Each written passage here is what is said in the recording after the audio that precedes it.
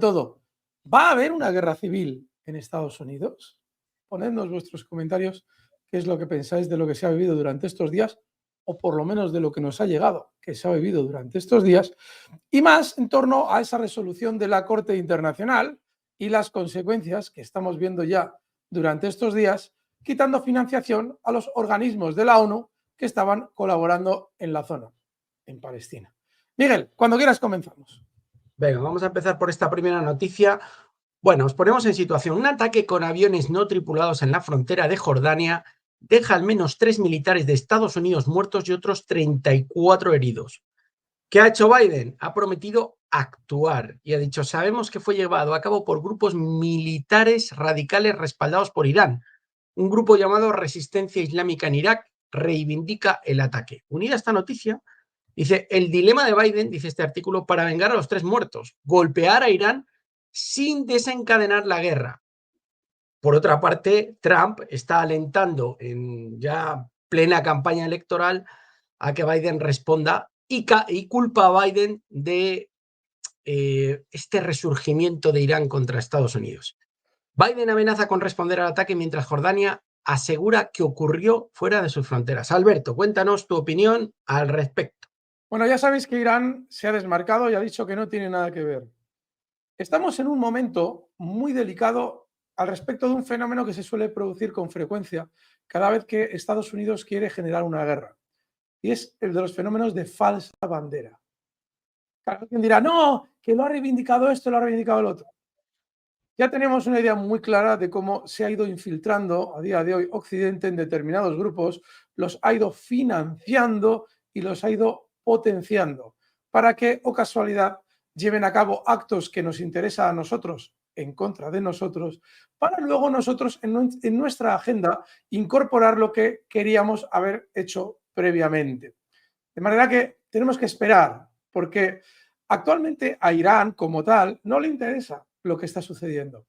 Y por mucho que ahora se esté magnificando la muerte de 3 soldados estadounidenses como si fuera un acto de sacrilegio, es muy poco precio para lograr sus intereses si lo que quiere realmente Estados Unidos es confrontar a Irán o por lo menos subir el tono de la confrontación.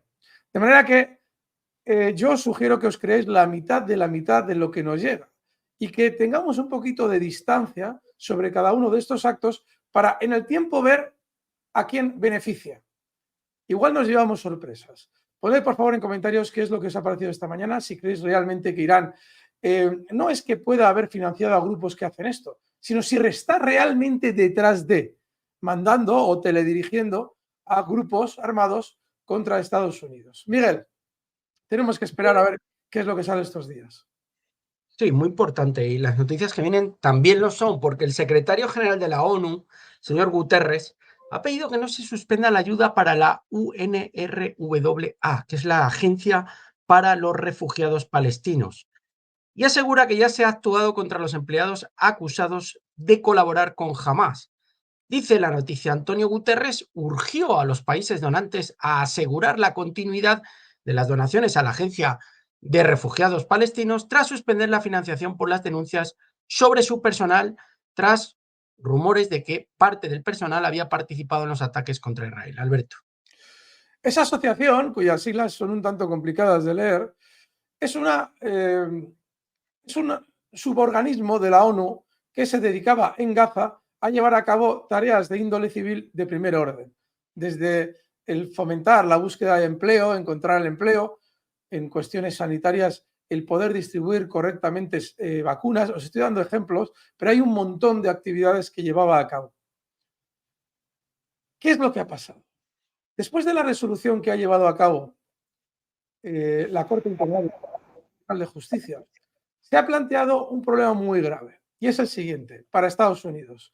Como habéis visto, esa Corte Internacional de Justicia no ha emplazado a un inmediato alto el fuego, pero sí que ha llevado a cabo unas valoraciones muy delicadas, y es que ha calificado de patrón de actitud genocida, más o menos es la expresión que ha utilizado, la actitud de Israel, intencional además, en Gaza. Eso significa que Estados Unidos ya tiene claro lo que va a pasar próximamente. ¿Y qué es lo que va a pasar? Que con esa resolución de la Corte Internacional de Justicia, los países que habían pedido el alto al fuego van de nuevo a proponer ese alto al fuego, y esta vez con una calificación que introduce el concepto de genocidio en la actitud que está teniendo Israel con Palestina. No es cierto que no haya sido, como decían estos días, no ha servido para nada la resolución. Claro, alguien se pensaba que la Corte Internacional de Justicia iba a imponer un alto al fuego y si alguien no lo respeta, va a llamar a Chuck Norris, a Stallone, a Schwarzenegger, a todos para que hagan cumplir el alto al fuego. No, eso no es ahora mismo lo que como mínimo quieren los países que han planteado esa disputa y en cierto modo han logrado esa resolución. Lo que necesitan, si no se establece un alto el fuego, es tener algo con lo que ir al Consejo de Seguridad de las Naciones Unidas a plantear un alto el fuego. Y ojo, ya no es lo mismo que vaya Rusia y diga, oye, hay que establecer un alto el fuego en esa zona porque se está produciendo un genocidio. No, ya no es lo mismo que aquello. Ahora hay que establecer un alto el fuego porque la Corte Internacional de Justicia ya ha admitido que se está produciendo una actitud genocida. Y a partir de ahí, esos vetos de Estados Unidos son todavía mucho más estruendosos de lo que lo eran antes en el ámbito diplomático. Sí, en serio, lo de Chuck Norris y Schwarzenegger y toda esta gente ya vendrá. Pero la diplomacia sigue otros caminos. Y el que probablemente se va a seguir ahora es el de volver a convocar al Consejo de Seguridad. Seguramente, como está pasando en los últimos meses, alguno de los miembros permanentes dirá que no puede, véase Francia, Gran Bretaña o Estados Unidos. Al final se producirá la reunión y se volverá a pedir de nuevo un alto el fuego con, esta vez, esa resolución de la Corte Internacional de Justicia. Desgraciadamente la diplomacia es así, pero probablemente va a ser mucho más complicado a partir de ahora negarse a Estados Unidos de lo que lo ha sido hasta ahora. Hay algo muy importante en todo ese juego. Eso Estados Unidos lo sabe. Luego, ¿cuál es la única fórmula de alcanzar sus objetivos? Pisar el acelerador. ¿Y cómo puedes tú pisar el acelerador? Dejando sin dinero a cualquier organismo de la ONU que en esa zona no solamente sirva para que la vida sea lo más humana posible, sino que además van a ser testigos de lo que viene ahora.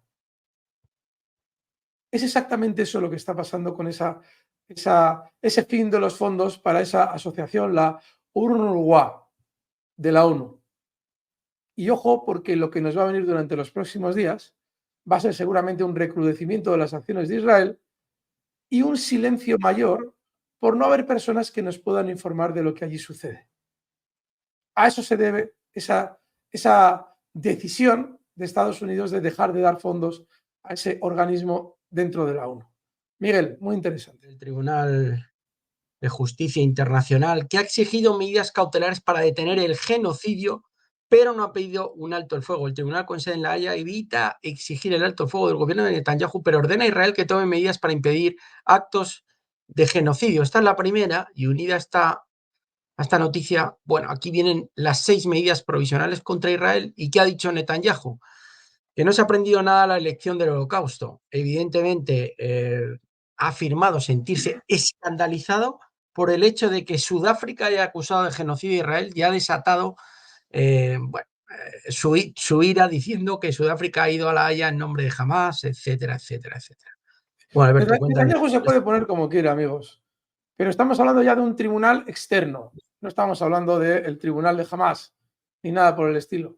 Y ese tribunal ha incluido el término genocidio en el patrón de actuación intencional de Israel.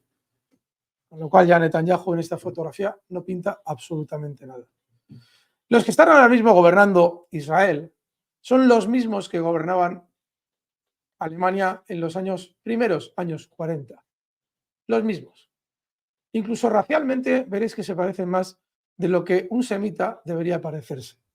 Porque los que están ahora mismo gobernando Israel no tienen nada que ver con los semitas. Cuando se habla de antisemitismo actualmente es cierto, se está produciendo un antisemitismo. En esa zona los únicos semitas son los palestinos.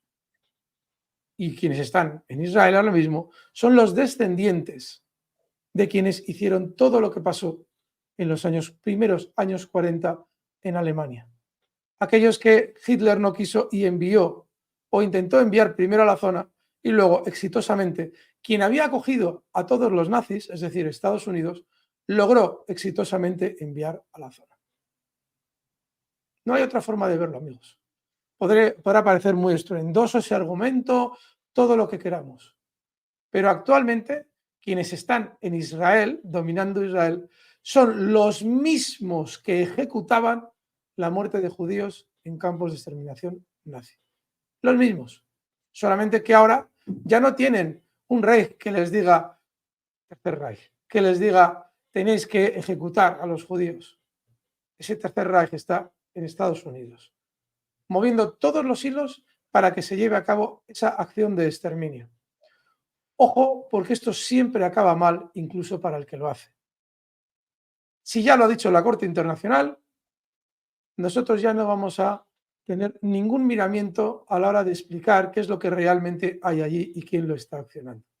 Habéis visto cómo, después de esa decisión de la Corte Internacional, inmediatamente Estados Unidos deja de dar fondos, deja sin financiación a ese organismo dentro de la ONU que facilitaba la vida civil en Gaza. Si Estados Unidos en teoría no tenía nada que ver con lo que está haciendo Israel, si era cierta esa información que ya os adelantábamos que era falsa, de que Biden se escandalizaba por la actitud de Netanyahu, ¿cómo puede ser que haya reaccionado al instante en cuanto se ha conocido la sentencia de la Corte Internacional de Justicia? Son lo mismo, amigos, son exactamente lo mismo. Ponednos en comentarios qué es lo que os parece ese tipo de razonamientos. Miguel, vamos. Bueno, unida a esta última, y ya me quito esta, John Kirby ha comentado que no hay genocidio intencional. Entonces, admite que hay genocidio, pero no es intencional, o admite que no hay genocidio. Yo es que la palabra intencional, o sea, que se puede causar un genocidio Exacto. sin intenciones, ¿no? Sin ánimo de dolo, podríamos decirlo en derecho. Exacto. El delito, la descripción del delito de genocidio conlleva imprescindiblemente la intención. Tú tienes que tener un objetivo concreto para estar cometiendo genocidio. Luego es imposible que un genocidio no sea intencional. En España, por ejemplo, la diferencia entre homicidio y asesinato radica en que el asesinato conlleva unos agravantes que no solamente evidencian la voluntad de quien lo causa, sino sus intenciones concretas de, en un momento determinado, prevalerse de una mayor fuerza sobre la víctima. Cuando se habla de nocturnidad, es decir, voy a aprovechar un momento concreto en el que tú no vayas a poder ser asistido, porque nocturnidad, tú el asesinato no lo puedes cometer de manera intencional, no intencional. El homicidio sí. Y esto es igual. Tú puedes, llegado al caso, realizar un ataque de una manera no intencional. So why did President Biden give $6 billion to Iran a month before October 7th, the October 7th attack in Israel? And this evening, members of Congress are now calling for an all-out war against Iran after 3 American service members were killed and 35 total wounded.